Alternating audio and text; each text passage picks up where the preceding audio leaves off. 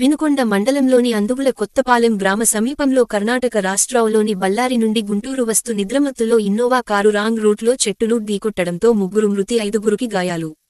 స్థానికు పోలీసులకు సమాచారం తెలపటంతో ఘటన స్థలానికి చేరుకుని మృతదేహాలను పోస్టుమార్టం నిమిత్తం వినుకొండ ప్రభుత్వ ఆసుపత్రికి తరలించి క్షతగాత్రులను ఓ ప్రైవేట్ ఆసుపత్రికి తరలించారు.